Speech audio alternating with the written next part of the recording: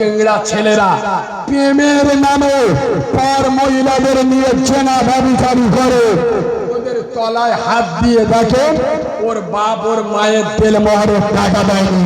এই গদাইপুরের মাটিতে যত যুবক ছেলে বসে আছো, আমার মতো যুবক, আমি তোমাদের দুধের পায়ে ধরে বলে যাচ্ছি, একটা জলসা নিয়ে বাড়ি দাও, মাটির কপাল সোনার কপালে পরিণত হবে।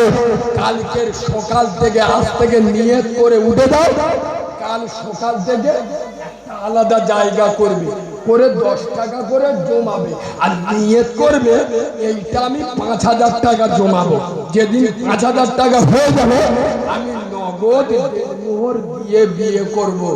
খোদার কসম করে আমি কারিমুল্লাহ বলছি, আয় আব্বা, তোর বিয়েতে আমার নবী খুশি হবে, তোর আনেওয়ালা নসল আল্লাহ রহমত এবং বরকতে ভরিয়ে দেবে, তোর আনেওয়ালা সংসার আল্লাহ দিনদার নেককার পরেজগার আল্লাহওয়ালা বানাবে।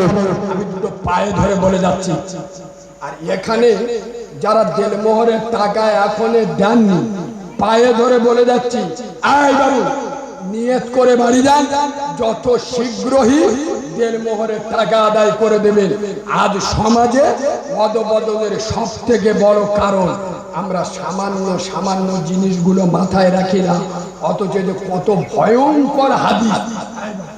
যে মেয়েটা 16-17 বছর বয়স, দিনে 8 বার 10 বার মুখে হাতে সামান দেয়, যে মেয়েটা গায়ে মশা মাছি বইলে রেগে যায়, যে মেয়েটার দিকে কোনো জন ছেলেরা 2 বার 3 বার তাকালে রেগে যায়, এইরকম মহিলা যখন তোমার সঙ্গে বিয়ে দেয়া হলো, তার সমস্ত শরীর তোমার জন্য ফ্রি করে দিল, তার সমস্ত বডি তোমার জন্য ওপেন করে দিল, তুমি যেমন খুশি তেমন ব্যবহার করছো। এই রকম মায়েদের যারা নগদ দেলমোহর দিয়ে বিয়ে করে না, এরা মুনাফিকের ছানা হবে, মুসলমানের ছানা আদর্শ এটা হতে পারে না। তবে এখান থেকে আমি আর একটা নোটটা তুলব, সেটা হলো এই, আয় বাবু, আপনার ছেলের বিয়ে দেবেন, মেয়ে দেখতে গেছে, মেয়ে দেখতে যাবে কজন? 13 জন। 13 জনের ভিতরে 3 জন মধ্যলোক যাবে আর 10 জন কথা বলে না। মেয়েদের একটা ফৌজ যায়, একটা মেয়েকে, মেয়েটার মাথার কাপড় শরীরের চুলটা টেনে দেখতে, আরে হ্যাঁ, আর একটা মেয়ে হাতে চামড়া ধরে টানে, আর একটা মেয়ে বলতে যান মেয়েটা সব ঠিক আছে তবে রংটা একটু চাপা, আর একটা মেয়ে বলতে যে সব ঠিক আছে একটু মোটা, আর একটা মেয়ে বলতে যে সব ঠিক আছে তবে একটু নাটা। ছি ছি ছি ছি ছি, আল্লাহ লানত পড়বে তোমার, আল্লাহর গজব।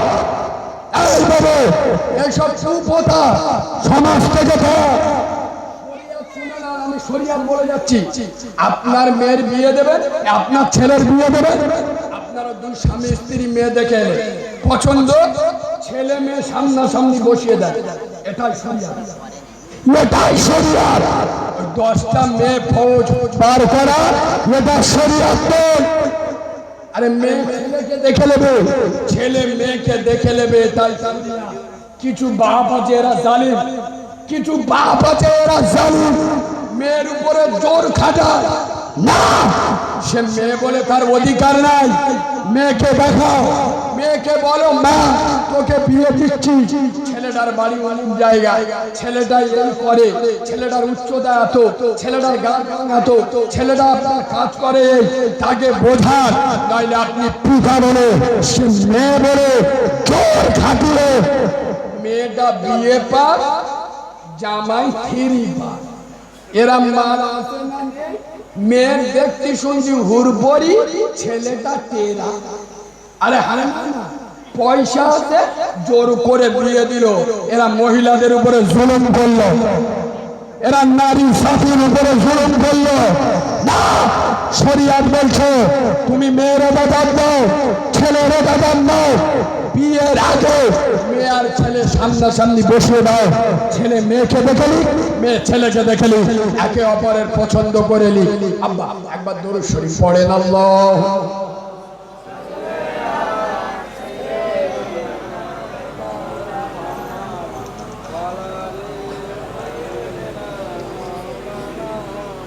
আব্বা আমার পরে হুজুর কাবলা আসবে, আর সময় হবে না, আমি 1 মিনিট আপনাদের কাছ থেকে চেয়ে নিচ্ছি। আমার হাত